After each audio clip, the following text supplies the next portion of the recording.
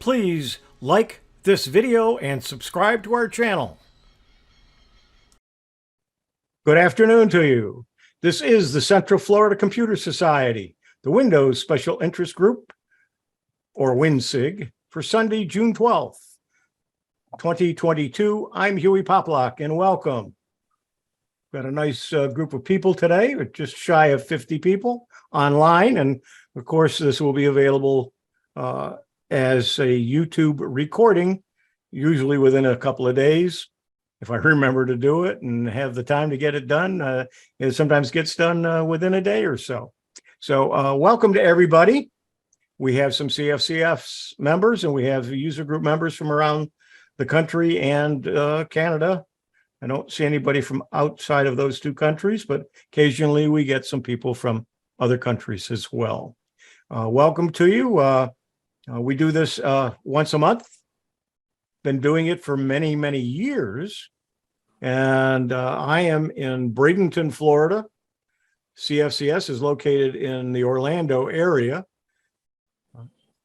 Many of the meetings were in Castleberry and Oviedo and Fern Park and so on, and in the outlying areas of Orlando, but it's an Orlando area computer club, Central Florida.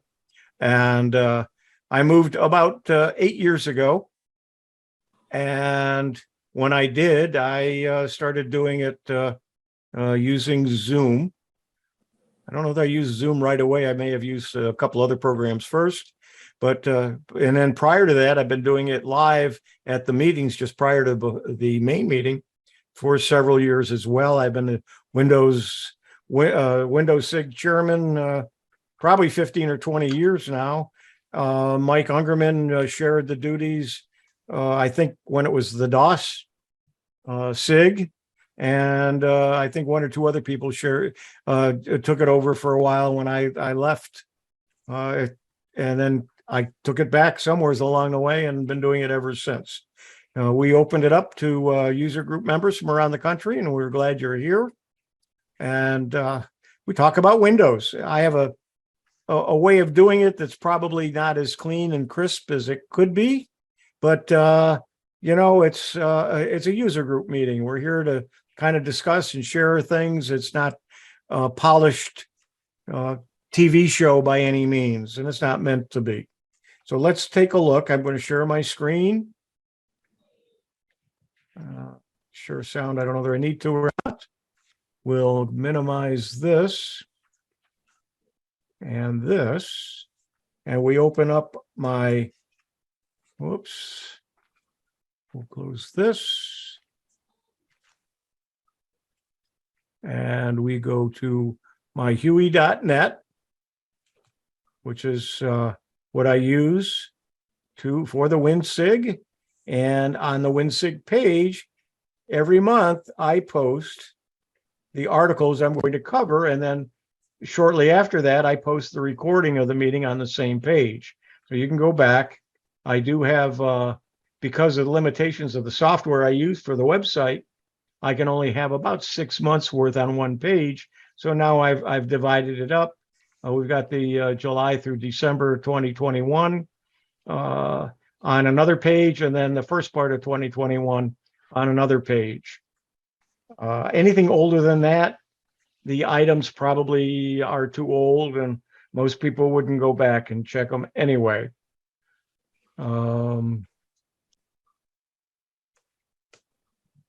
So I've got several articles here, and I added one. If you had checked, if you read the email or the newsletter, this one wasn't listed. And if you were online up until this morning, it wasn't listed.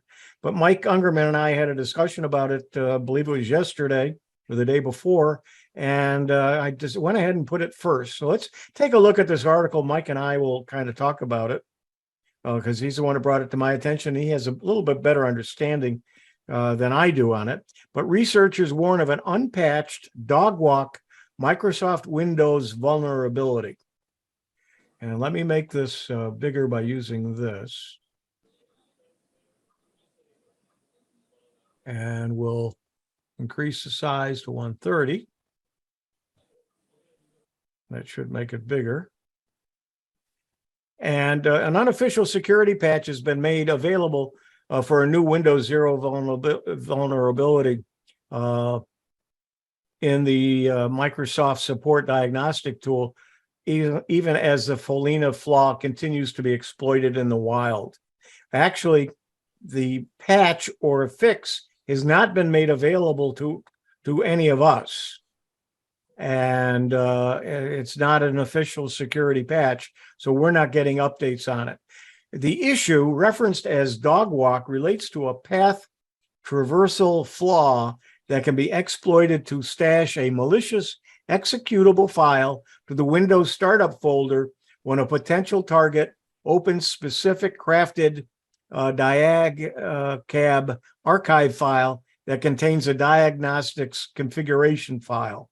Boy, does that sound confusing or unclear to those of most of us. The idea is that the payload would get executed the next time the victim logs into the system after a restart. The vulnerability affects all Windows versions, starting with Windows 7 and Server 2008 to the latest releases. DogWalk was originally disclosed by security researcher in 2020. Let's see. And the way you get it usually is either through a download, let's see, an attachment of a Word document or other Microsoft product documents, or through your browser. Mike, you want to add some things to that? Okay.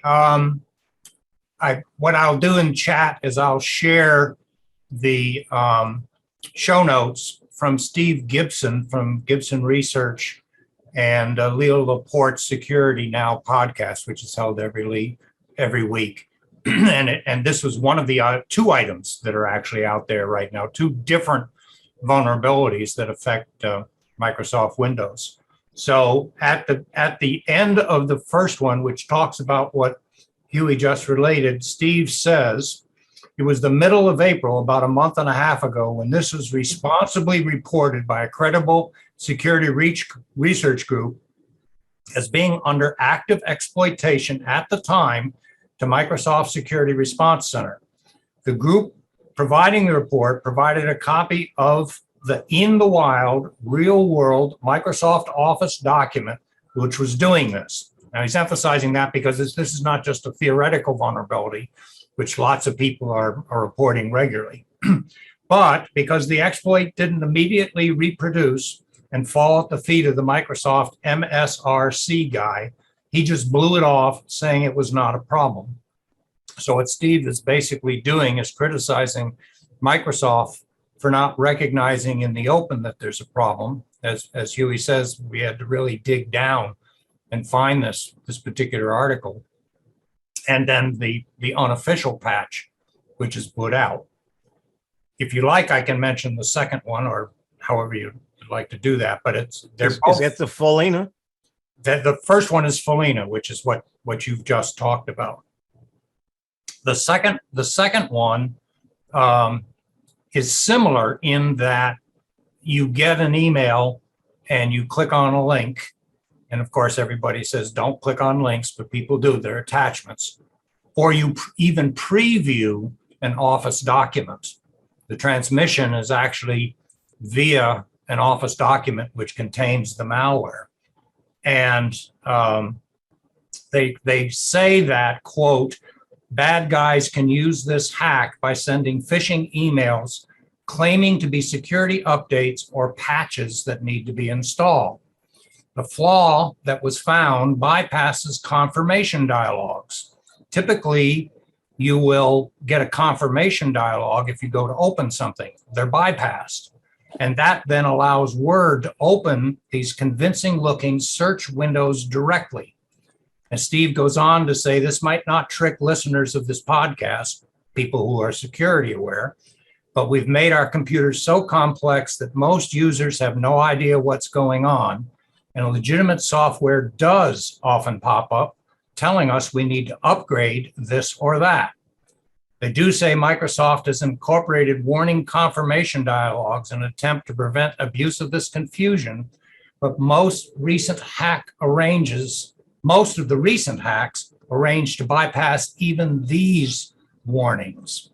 So he's given it the unofficial name, creeping featureitis, and says it's insidious. So again, this one has not yet been addressed by Microsoft, and there's no informal patches in the wild. Bottom line, don't open attachments unless you know who it's coming from. And even if you know who it's coming from, the possibility is they didn't really originate it, or they forwarded it without really knowing that they were doing it.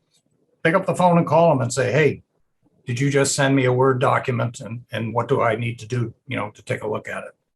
Yeah, I'm to the point where I'm so gun shy of opening attachments or looking at attachments or even attachments in messages on Facebook or any of my message capabilities through my phone. I just don't look at them at all. But one thing I do is let me see, I'm still sharing. So I'm going to minimize this. Let me bring over, I use a program called Mailwasher. And all of my email, and you can see that it shows different email addresses. All of my email goes into this program, and I have it set up to look at all of them. But if I go to look at any email, when I look at it, it's not HTML, it's straight text. And I can decide at that point, and I can look at the links to figure out whether I want to even download that message. So this is it's called Mailwasher, and it's a pre-viewer of all of my emails. And so a lot of times right now it's got 35. The other day I had a couple of hundred in there. I went for a couple of days before I finally downloaded them into my Outlook. But and then what I do is I open up Outlook, and then I can tell it, okay, go out and get them. And then it goes out and gets them from the servers, and I don't see it in Mailwasher the next time I check. Now in Outlook, there's also a setting that I use. Let me move this out of the way and go ahead and open up Outlook. I'm going to stop share for a moment while I do this. And the reason I'm doing that is because I'm not sure what's going to show when I bring up Outlook, and I'd rather look at it first. So let's see. Yeah, this will be okay to share. So I'll go ahead and share and do that again. Here is my Outlook, and you'll see that if I look at this email, you will see again, it's just text. It's plain text, and we've converted the message into plain text. If I click on that, I can then display it as HTML. Now I can see the actual email as HTML. So before I open up any of my emails, I look at it as a text file first. And a lot of times I can just read it, know what it's about. Oh, this is something I don't need, I don't want. I just go ahead and delete it, or I just leave it that way. If it's something I want to open up, so when I open this up and then change it, display HTML, I can then look at the entire email the way it's supposed to be, and I can double click it, and it'll open it up in a separate window, and I can watch it. There's some links in there I'm not going to show, but you get the idea of what I do for to protect myself. I look at all of my emails as text before I do the email, and the reason I do that is to protect myself from getting something like this. So I protect myself pretty well, but I could be my own worst enemy by opening up something that was bad. That's what Steve is basically saying, is that yeah. Most of us, you like my son, if he said, Dad, I want you to look at this document, or please edit it for me, or please make your comments, or something like that. And I would think, yeah, okay, my son just sent me something, and I'll open it up and maybe even start editing it. But if some smart guy already had my son's address and somehow knew that relationship and said, would you please take a look at this document for me? And without not much else attached. My immediate gut reaction is, oh yeah, better take a look at this. And now at least it's put one more step in there. Use something else, even if it's a text message on your phone. Did you just send me a Word document? And what is it that you're sending me? Yeah, sometimes I'll get an email from somebody and it'll just say, I thought you'd like this, or I thought you'd be interested in this. Well, that's a lot of times those are bogus emails. And so you've got to be very careful. And so a lot of times I don't open them, and I have done that. I'll send them an email or a message. Did you just send me something? And what is it? Before I even open it. Steve, you had a comment or question?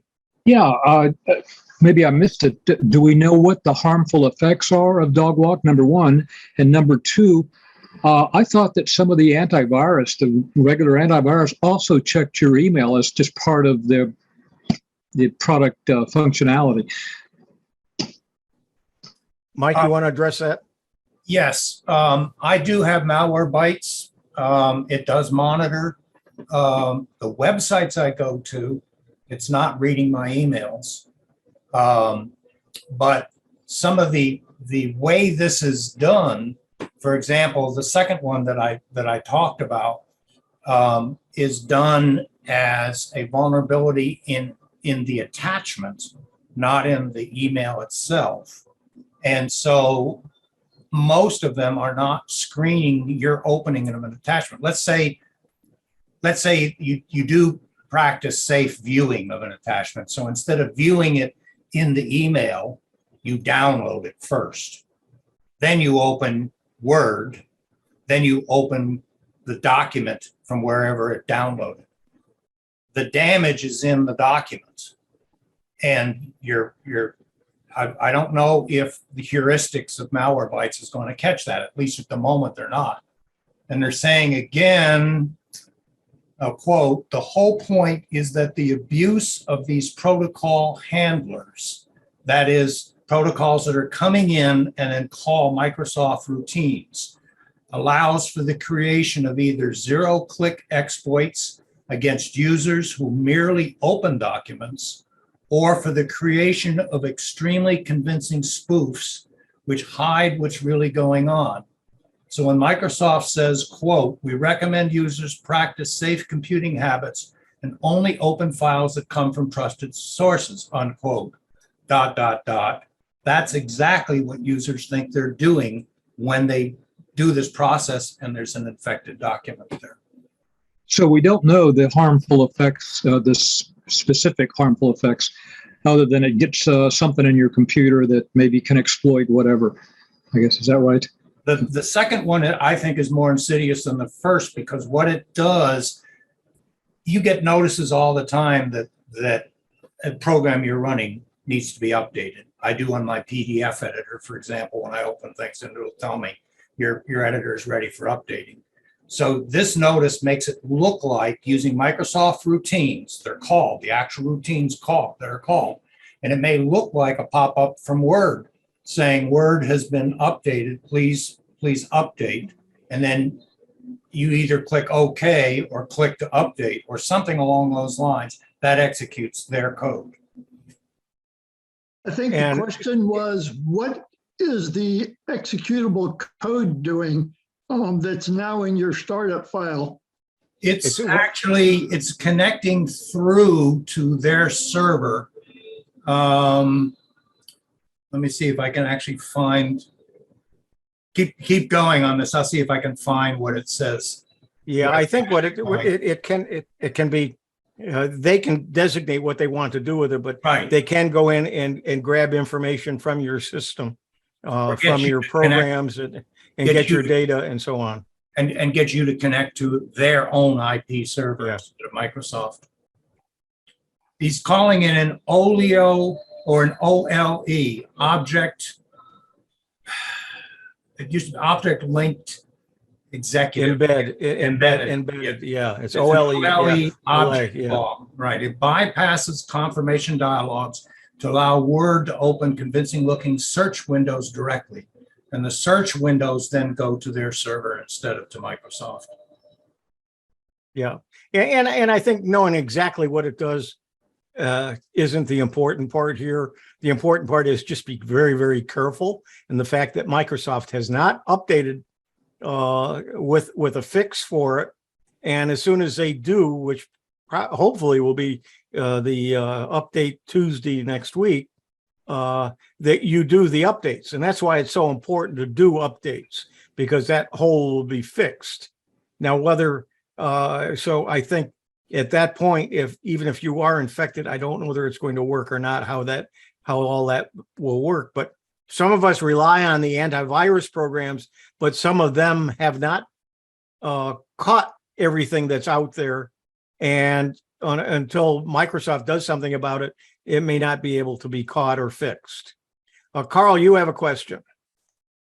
Yes, actually, I have two. You were showing where you view emails in Microsoft Outlook text-based first. And Outlook has a setting where you can say, this is a trusted person.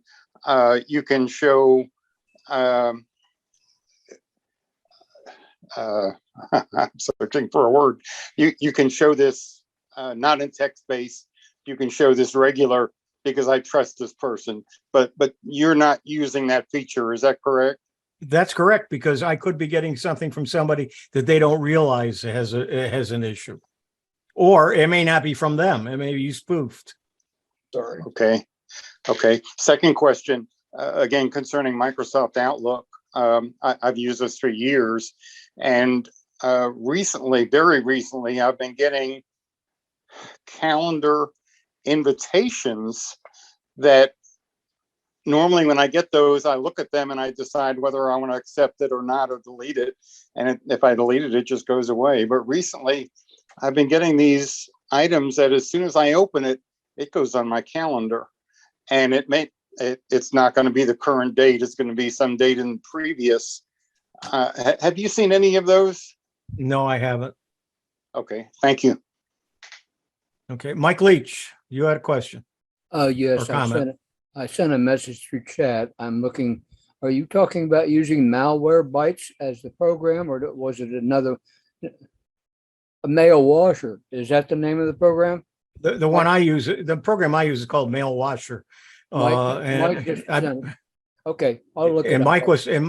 Mike was talking about malware bytes, totally different types of programs, two different programs from two different sources. I've been using Mail Washer for years and years, and I still do. And I use that as my email reader before I put it into Outlook. Once I put it into Outlook, it's cleared and it's not in Mail Washer any longer, and new emails come in. Thank you much. Yep. Any comments or questions? Let's move on. I didn't want to make this a total program about this, but it's just something. And if next week's going to be something else, the issue is you really need to be careful on what you click on, what you open, and it could come from, people say, if it comes from untrusted persons or websites and so on, even if it comes from somebody you trust, it may not be from them, or they may not know that it's infected. So just be very, very careful what you do. Do have some kind of antivirus, anti-malware, whether it be free or one you purchase, but they don't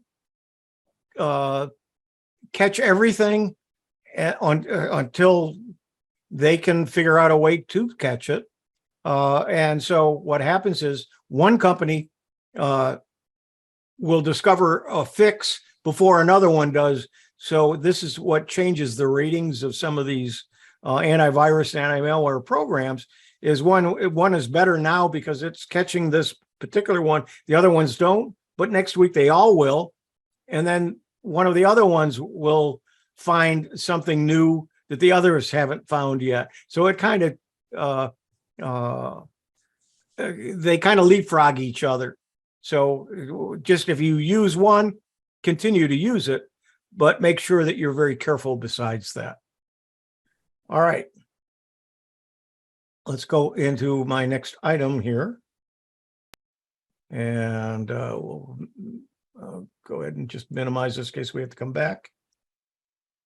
And we'll close this out and go to the next item, which is best Windows 11 tips and tricks. Now, not all of you use Windows 11, and I understand that. And this will give you some ideas of some things that you can use Windows 11 for. And we are going to talk about Windows 10 and doing the upgrade and so on in just a few minutes. Let's go ahead and just get this again.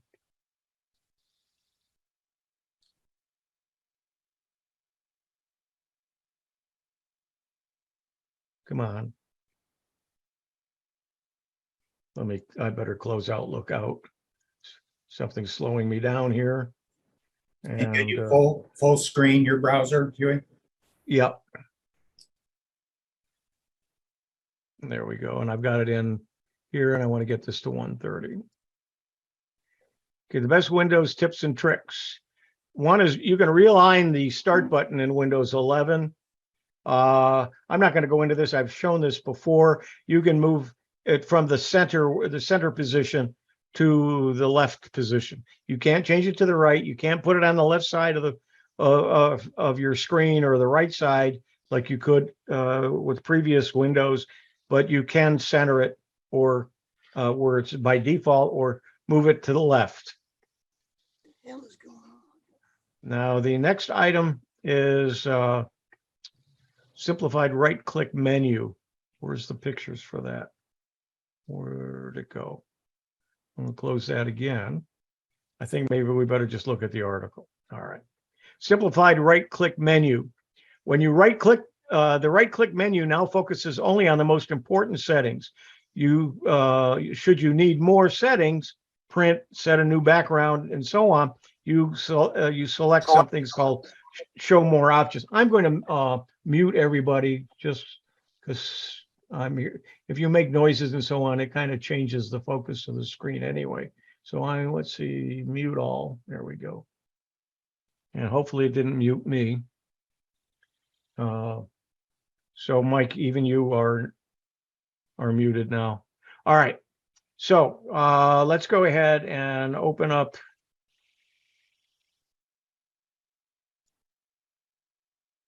here. And let's just go to my documents folder. I'm just going to pick out a random folder that I might have some things in. And let's see. I don't know what's in this folder. Hopefully there's some things. All right, we're going to change the view to list. Now change it to details. All right, so I can take any particular item, and if I right mouse click on it, I get a certain number of things that I can do with it. And one of the changes they made in the right mouse click is your delete now is an icon instead of in the list. And that drives me nuts because I keep looking for it in the list. And then I remember, oh, it's an icon at the end. Okay, but you'll notice down here it says show more options. When I click that, now I get all bunches of things. So just remember that when you right mouse click, that show more options is there. And one other thing, I believe this article goes on to say, and we'll come back to it. But one of the things that you might want to always remember is that it does have an open with. So this is a JPEG.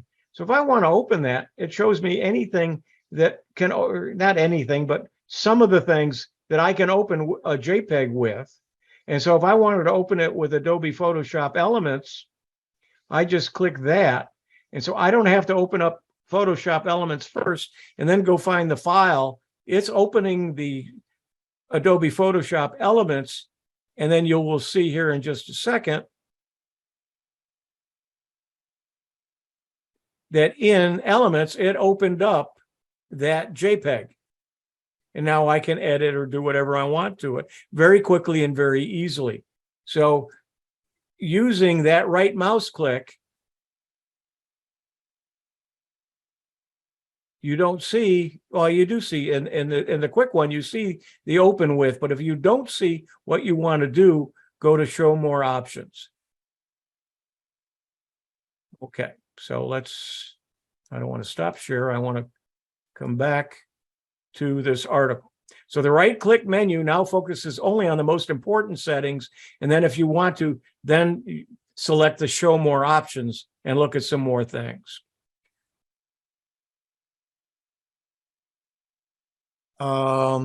Let's take a break here and see if there's any comments or questions about that. That's something that I use a lot, that open with, and but I also use that right mouse click when I look at folders and files, and then open with the document so I don't have to do it. Steve, comment or question? Yeah. Can you take entries that you got in that open with the other ones and move them into the first tier of those? I don't believe so. I don't think you can adjust it. I don't know. I'd have to check and see, but I would doubt it, but you might be able to. Yeah, amazing. And it's something you used to be able to do in Windows like 7 and like 10, 20 years ago, and now you can't do it. Well, things change. I would suggest play with it and try it. And maybe do a search in Google.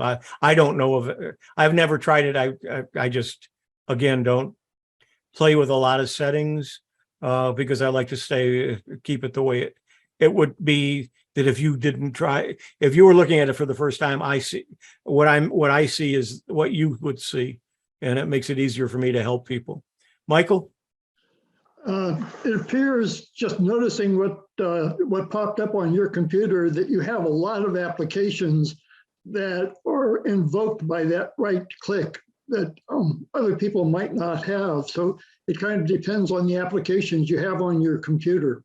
Absolutely. Absolutely. Good point. Yeah, because I have a lot of photo editing programs or programs that have the ability to do photo editing. So it will give me more choices than you might have. So you're not going to see what I see. And if I had a different computer, even though it's mine, it may not be set up the same way. It may not have the same programs on it. And I would see it differently. Absolutely. Good point. Thank you. Okay, let's go back to our article. Customizing the quick settings panel. Now they moved the quick settings panel. It used to be you would click down here where the date and time is, and you would see the quick settings. Now what you have to do is go down here just to the left of it, where the Wi-Fi speaker is, Wi-Fi and the speaker and battery icons. I don't have a battery because I'm on a desktop, but down here, and I don't know that you can see it or not, but if I click in that box and I right click, I will see troubleshoot, open volume mixer and sound settings. But if I left mouse click, I get my quick settings panel. Now in the quick settings panel, it shows Wi-Fi. I don't have Wi-Fi turned on because I am hardwired to my router. So I don't, let's see, this might, nuts. I was going to try to make the background. Now I clicked on something and that's not what I want. Come on. Come on. There we go. I don't have Wi-Fi on this machine. So, but I do have Bluetooth and I'm connected to two items, one being my headset. And if I wanted to put it in airplane mode, if I did, it would probably cut us off. A night light, I can't demonstrate to you because it's only my monitor. Focus assist and accessibility, but I can also adjust what my volume is for my speaker at this, on this. Now you can edit this and then I can add something else to that, but it lists only 5 other items that I don't have on it. But if I wanted the keyboard, change the keyboard layout or a mobile hotspot or nearby sharing, if I click that, it now adds nearby sharing to this. So if I say done, now nearby sharing, which is turned on, shows in this quick access group. And I can take any of these out because I don't use Wi-Fi most of the time I could take that off of here, but because there are sometimes, if whatever reason my router isn't the connection, or I want to double check, I want to do a speed test on my Wi-Fi or something, I can turn the Wi-Fi on just by clicking this. And if I didn't want this nearby sharing now, I come back down to editing and I unpin it and it goes away, and then say done, and it's not there. But that quick access is really nice for your volume and for your Bluetooth and so on. So you don't have to go into your settings program. It's right there. Easier desktop management. I don't use multiple desktops. I probably should. I have two monitors, so I really I put things on one monitor and on the other. But if you have multiple desktops and use them, there's an icon. It's on my taskbar, but I think it is by default, but I don't remember. But you can see that you have different desktops, but you can just open one. But the thing is that you can go to any of them.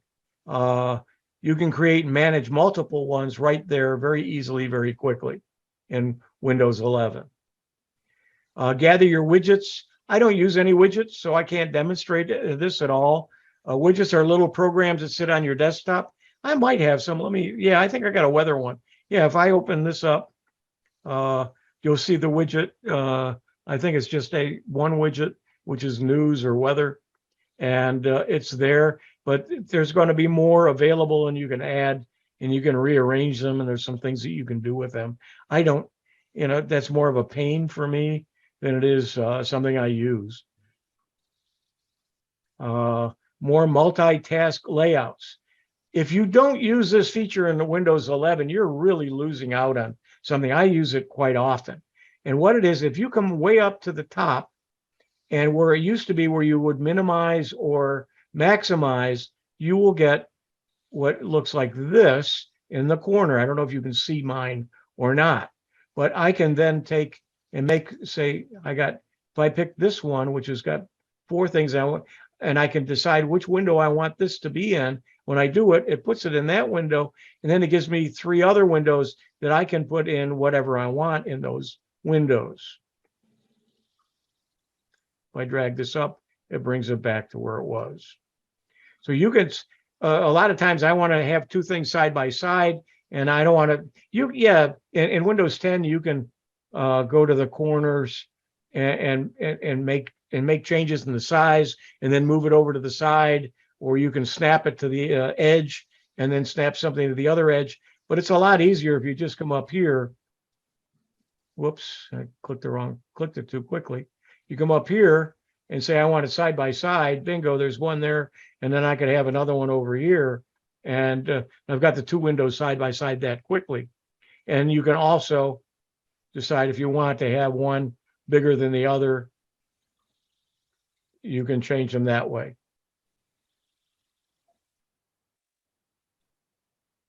And I can, and we'll minimize this again and bring this down.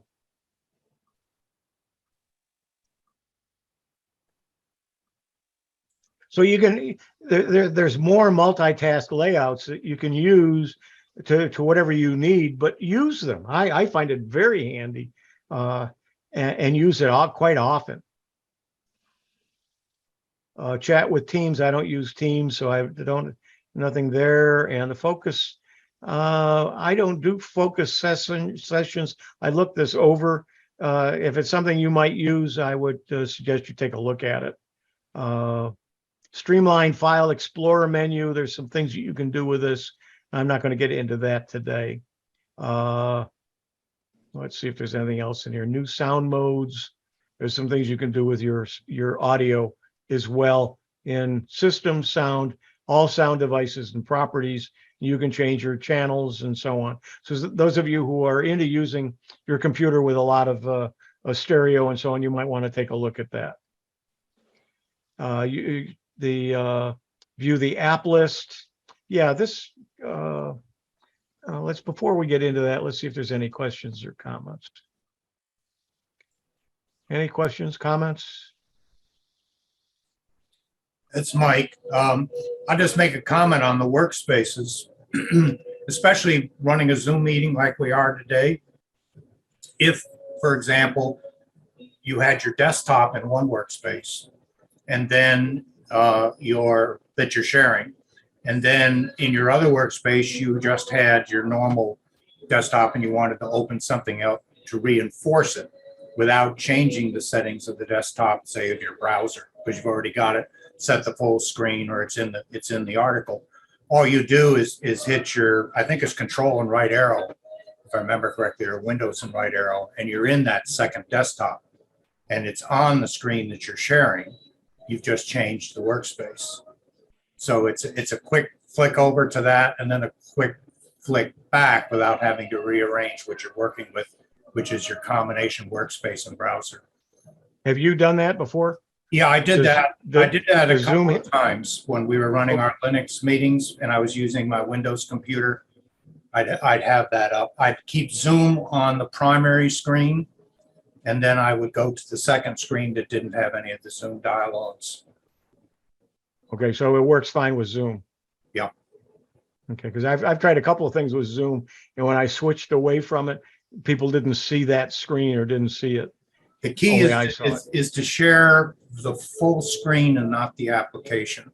And Okay. usually I'll share my second screen, and the workspaces are, if you have more than one screen, the workspaces are sets of two screens. So you can be in the second workspace and just constantly sharing that right-hand screen.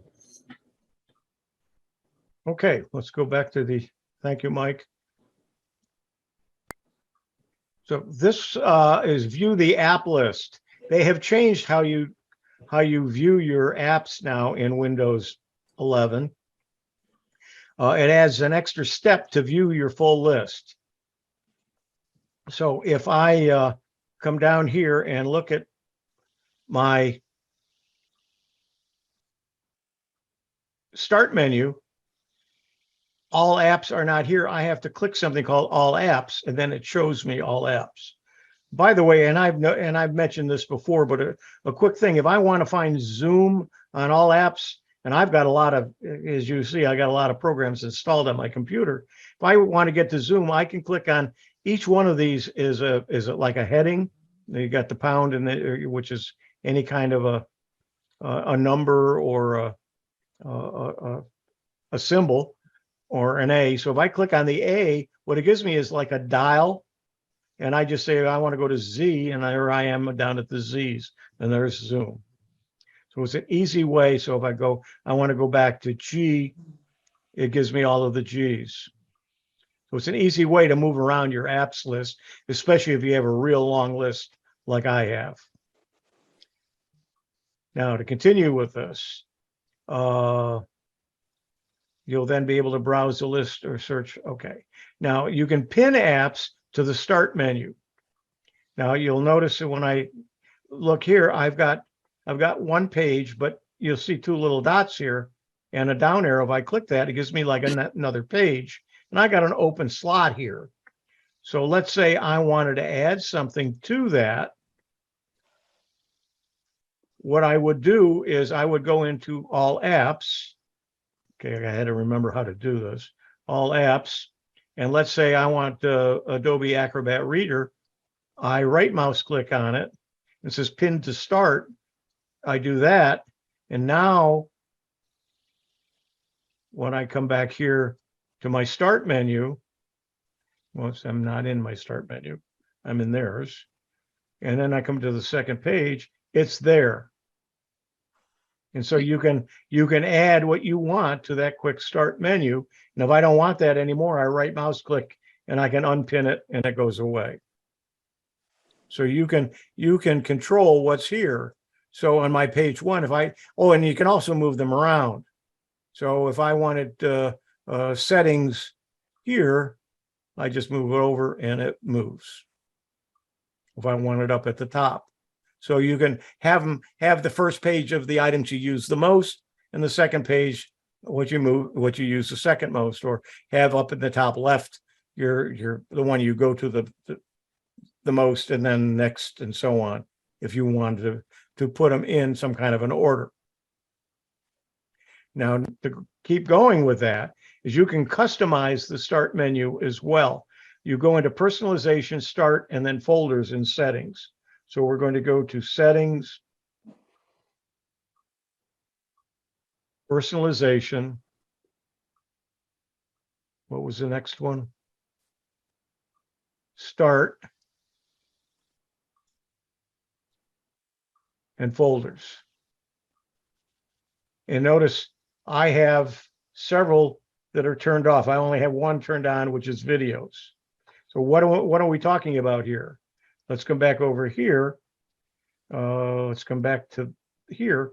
Notice down here, let's see if I can move this up a little bit. I don't think it won't move.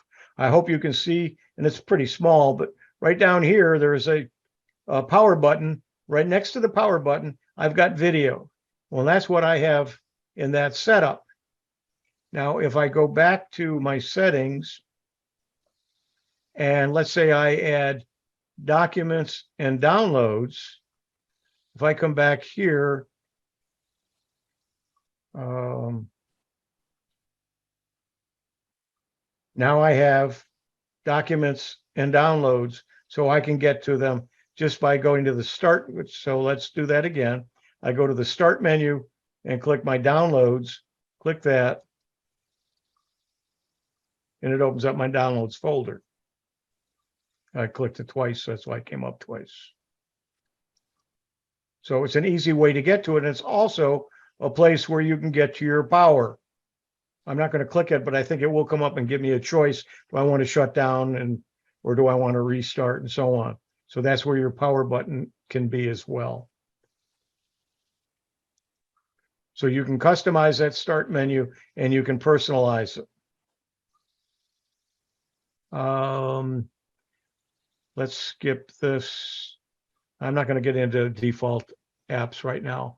So we'll go to the next article. But before I do, let's see if there's any comments or questions. Okay, some of what I showed you may be in Windows 10. You might want to take a look at it. And some things are not, obviously. Okay, so how are we doing on time? We're doing good. And full screen this again. And come back to the WinSig. Okay. What to do if your PC can't upgrade to Windows 11? So you're on Windows 10 and let's go ahead and do this.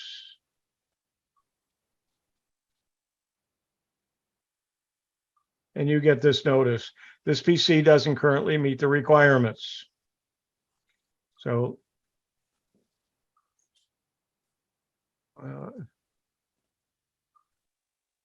Microsoft's latest operating system, Windows 11, launched in October 2021. Many PCs lack the hardware requirement to upgrade. So what can you do if your computer isn't ready to make the jump? Is upgrading worth the hassle? So it shows in this article, it gives you what the minimum requirements are. Probably where most computers fall down in is in the trusted TPM, the trusted platform module. It has to be version 2.0. It has to have a certain graphics compatibility, and it has to have enough storage, and it has to have certain processors. So you can try installing it anyway. And some people have been successful. It's not recommended because it may work today, but the next upgrade of Windows 11 may not work on your machine. So it really isn't worth taking the chance if it comes up and says it will not upgrade and it does. Not a good idea. You're probably better off not even trying it if it says not to. Microsoft does not recommend installing Windows 11 if your computer fails to meet the minimum requirements. Despite this, Microsoft has provided instructions for customers who want to get Windows 11 to work on a machine that doesn't support it. Excuse me, I'm going to clear my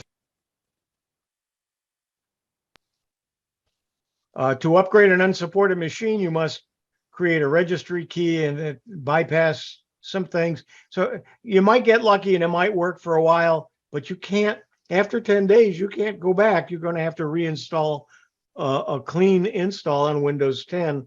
So it's not worth trying. Stay with Windows 10 if you have it and your machine doesn't update. So don't worry too much about it. Microsoft is not retiring Windows 10 until October of 2025. Not tomorrow, but it is coming, but it's, over 3 years, 4 years away, 3 years away at the earliest. So Windows 10 users will still have a few years before considering a new operating system or a new computer. Until it's retired, Windows 10 will continue to receive support, including important security updates, hopefully next week for all of us, and bug fixes. You don't have to be in a rush to upgrade, and you might even be better off buying a new device in a year or two instead of forcing the new operating system on an older PC. So even though I talk about Windows 11 a lot and you have Windows 10, don't worry about it. Just keep using Windows 10. Be happy with it.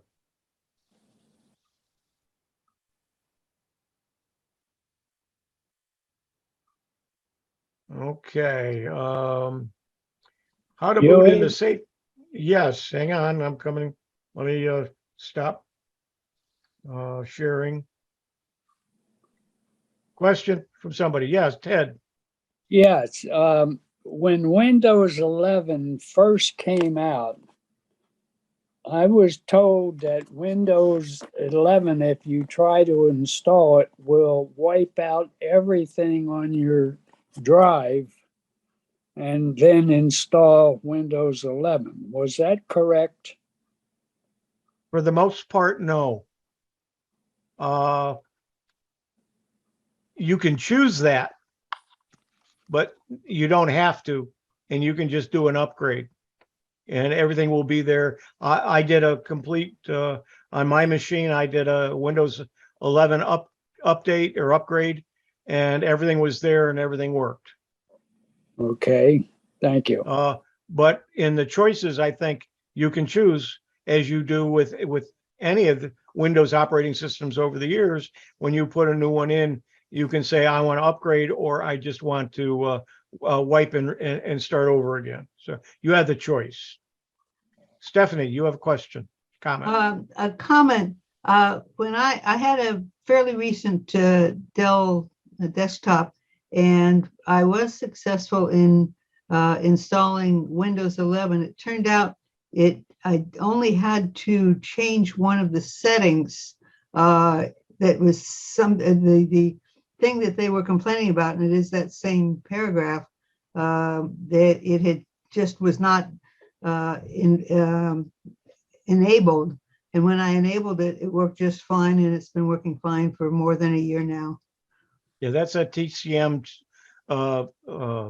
module, and Dell, with Dell, you could turn that off, and it was off by default on some models. And if you turned it on, it worked. Yeah. Yes. You should check that out before you decide that you can't get Windows 11. Yeah, that's usually, I've only heard about that on Dells. Okay. But there may be other computers where, yes, you have to go in, you just go into the BIOS and there's a switch in there, a software switch you turn on and it works.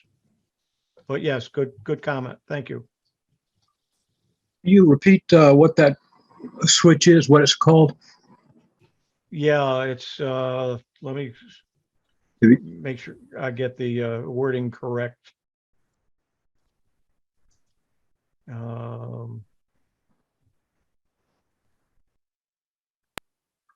It's the TPM switch, and the TPM is the Trusted Platform Module. Oh, yes. You may have 1.2 on your computer, and that will not work, but you may, and it may work, but it may be turned off in your BIOS on your motherboard, and you may have to turn it on. I've heard some people had to do that. I had a Dell, I checked, and it wasn't on it. So it wasn't turned off or on, it just wasn't there. So it's, Okay, thanks you. but it could be. It's the TPM, you need to have the TPM 2.0 and for it to work. Okay, 7 ways to remove an external USB drive in Windows 11. If you add a Windows a USB drive, whether it be an external hard drive or a USB stick, what you want to do is that once it's in, you want to make sure when you remove it that either your machine is turned off, not asleep, but turned off, or there are certain ways in which you can do it. There's certain ways you can eject it. Let's, I'm going to put one in just so we can, I'm not going to keep undoing it, but we'll put one in, which I just did. And my malware and antivirus program want to do something. Now, if I open up my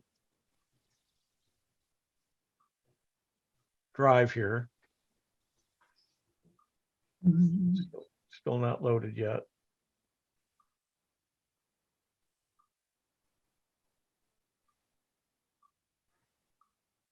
Let's try it here. Is it not seeing it for some reason? Yeah, here it is. Okay. It's this USB 64 gigabyte USB drive. It's drive F. So is this File Explorer? It's not here. I guess I have to close this and then open it again. Okay, so it's there. Anyway, so it's there. Now let's see how to eject it. One of the ways to do it is, let's see what this says. Include the eject, right mouse click. So if we're in here, if I right mouse click, one of the places there is called eject. You want to click that. When you do, wait until this either disappears or it doesn't have any information after it. And then you can take it out. That's one way in which you can eject a USB drive. Press Windows and I simultaneously, select personalization. Let's see, am I in the right place here? Yes, okay. Let's see, no, that's something else. Okay, how to eject an external USB drive in File Explorer. Open File Explorer and then hit eject. That's what I just showed you. Okay. On the command bar. Okay. No, that's not what I showed you. So we're going to come back here. You come up to the command bar, highlight that, and then you've got an eject button up here that you can click. So you don't have to right mouse click on it. You can just come up here and do it. Okay, so that's a third way. How to eject an external USB drive in disk management. You can go into the disk management, which is Windows X.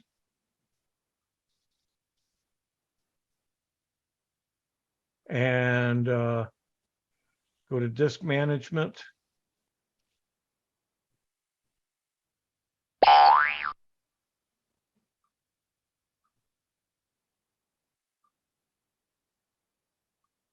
Got to find all the information, all the drives.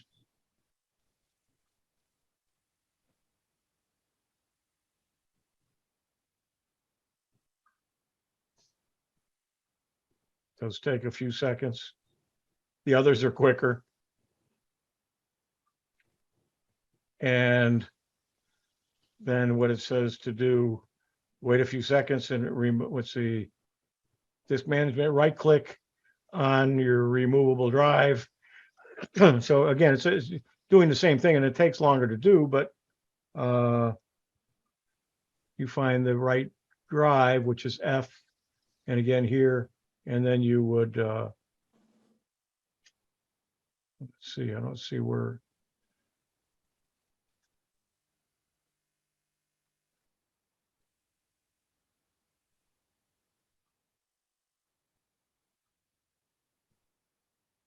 Scroll down to the bottom half of that. Yeah, that's probably what I need to do. This isn't a way I normally do it down here. And that's this one. No, I don't see eject there either. Oh, not one I would use anyway.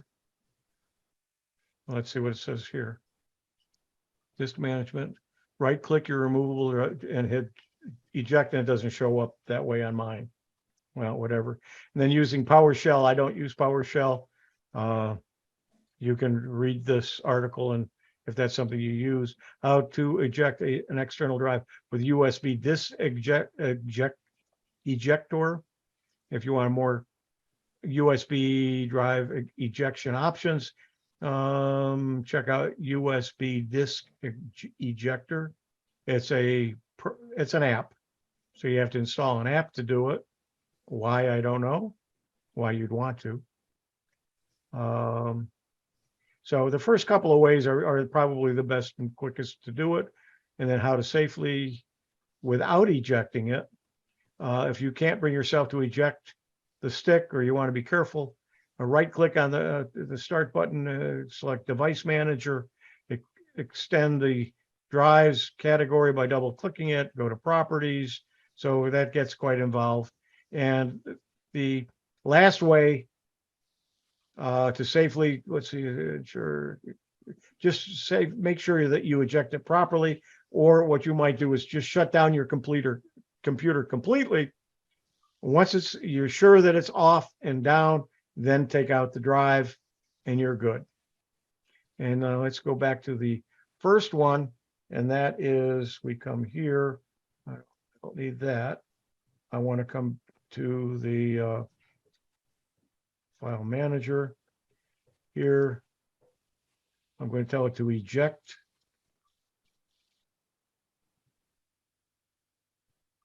You will see now that the information about it disappeared, and then I can now safely take it out and it will disappear completely from your list.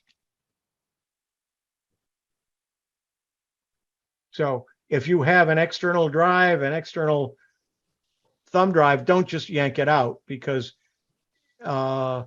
frequently it's got files open and you could damage the files.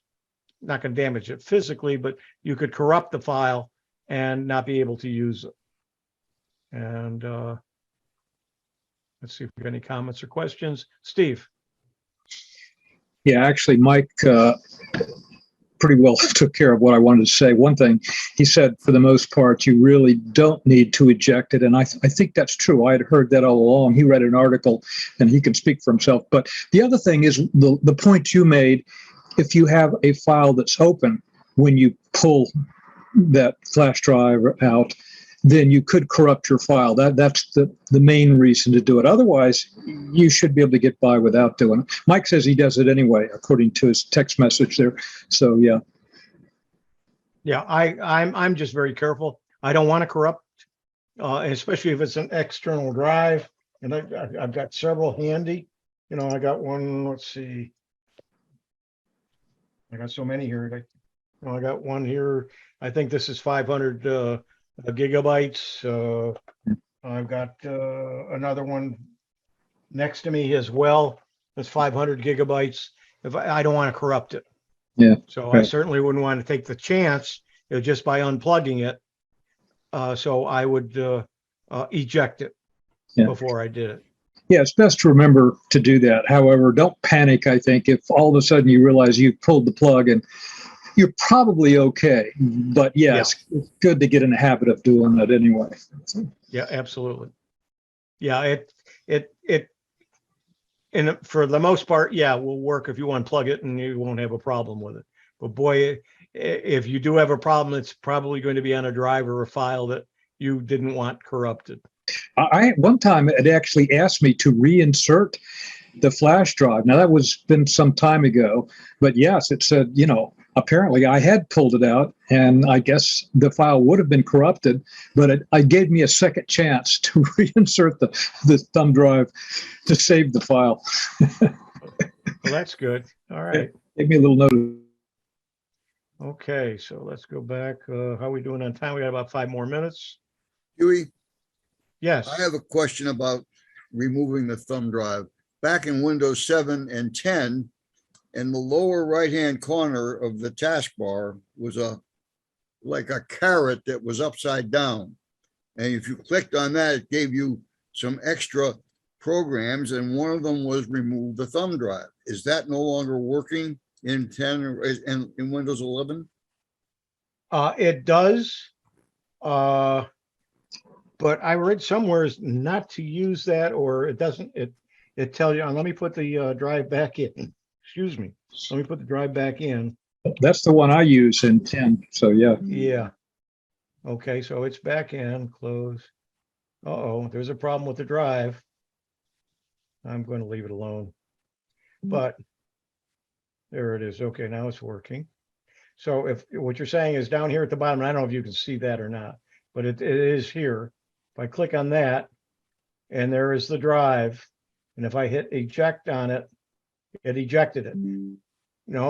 But it says safe to remove hardware. So it works sometimes, but I would say when I have been using it lately, when I go to do that, it tells me don't do it this way, go and do it, eject it a different way. Sometimes I have to click on it 3 times to get it to work, but it depends on the thumb drive. One thumb drive just once, but sometimes I do it 3 times and it says file still in use. I click again. Yes. Yeah. Yeah, that's what I usually get, but I just plugged it in and I didn't use it. But if I used it, it sometimes doesn't release it that way. And so it doesn't work by doing it from that little icon down in the lower right. Right. Okay, we're not going to get to everything in my list here, are we? So that's it for that article. Let's see. 10 little known Windows features that will blow your mind. And I think these are Windows 10 and 11. Let's see what else. There are some other articles here. I just want to mention them because we probably won't get to them. Share your screen, Huey. Sorry. Oh, well, I can see it fine. All right. Good idea. There we go.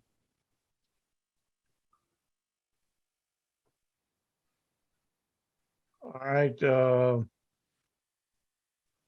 Microsoft says Windows 11 has hit a major milestone. That means how many users they have on Windows 11. It's gaining some traction, but it's still not widely used. Let's see if it gives us numbers. Can't remember the article now.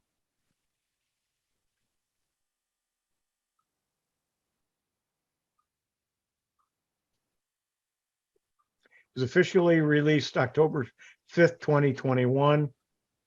There'll be a feature update in the second half. And it's probably in October or November. And let's see. Microsoft hasn't disclosed how many PCs are in Windows 11, but in March said there was 1.3 billion Windows 10 devices. In April, 1.4 billion active Windows PCs. Declared PCs have never been more relevant. But there was something here.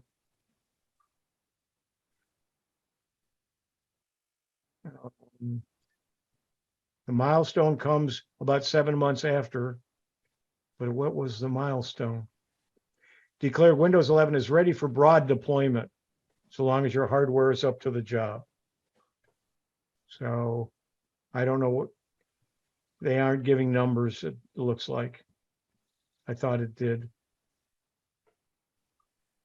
No, okay, so it really wasn't that important of an article.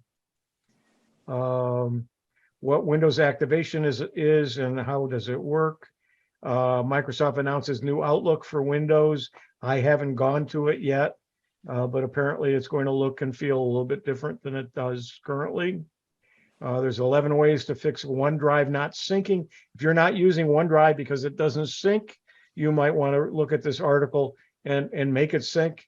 One nice thing about syncing with OneDrive is you can designate certain folders to be also on OneDrive, so you can access that information from any of your devices, and it's also a good backup for you. And so as soon as you put a file in a folder, if it's in one of the folders that's synced with OneDrive, it will upload and put it in the cloud as well. So if something happens to your computer, that file is still available. Fake Windows update tricks users into installing ransomware. Article you might want to read. Boy, did I put a lot of articles out for this month, didn't I? Microsoft confirms Windows 11 Sun Valley 2 RTM or release to manufacturer build number and hints at release date. They're talking about an October, November release for the update to H222, which is the second half of 2022, which is a feature update. How to test a microphone on Windows 11. I added that because somebody had an issue with it. So it's an article that you might want to take a look at. Not enough memory to run Windows Excel error. Somebody had said that they were getting this error, and I found this article, and so I put it on here. So if it was you, or if you run into a problem where you get an error message that says not enough memory to run Microsoft Excel, it's been fixed, and this article will tell you how to fix it. Printer maintenance. We've talked about printers before and just some things to do. But let's see, what was the last item here? We got a couple of minutes that I can steal. And let's see, which one was it?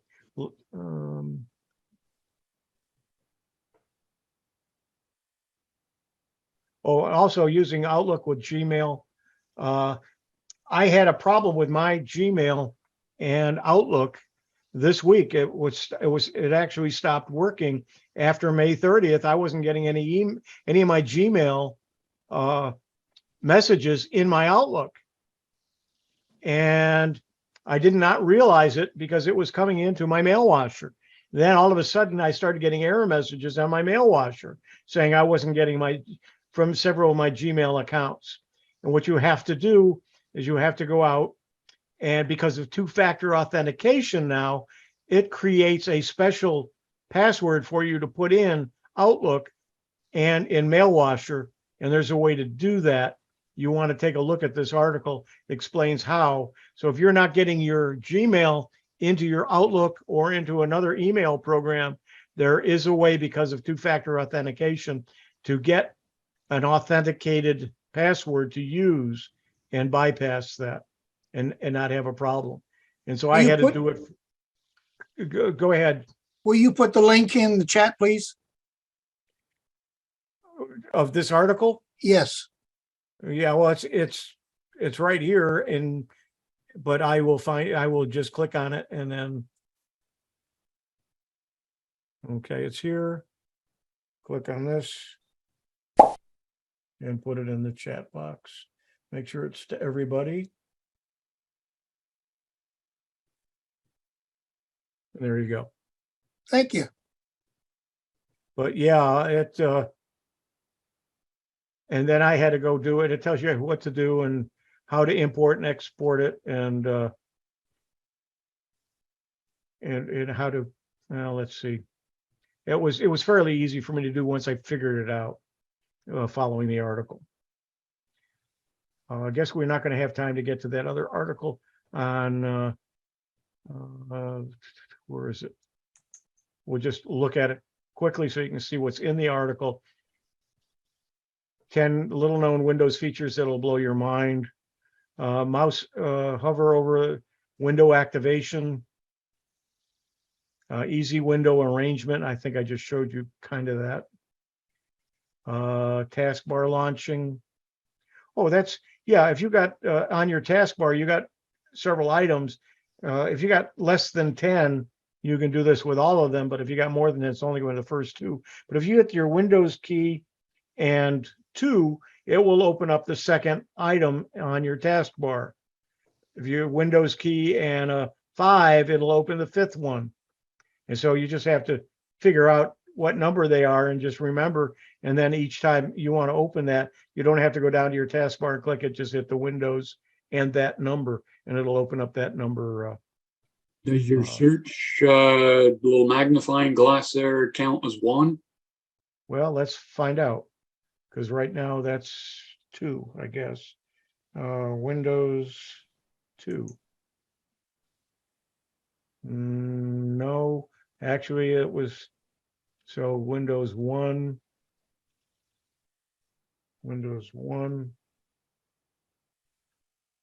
is my file explorer. So no, the 3 here, it does not include these 3. And I think about, you look carefully, no, there isn't a line there. Okay, so these are the start, the search, and your desktop management are not included in that. Good question. Thank you. This has been the Central Florida Computer Society Windows Special Interest Group, Windows SIG, for June 12th, 2022. Thank you for joining. We're going to have the CFCS meeting, main meeting, directly after this, so don't log off. If you're watching the recording, thanks for joining. And if for those who might be leaving, thank you for joining. I will stop the recording.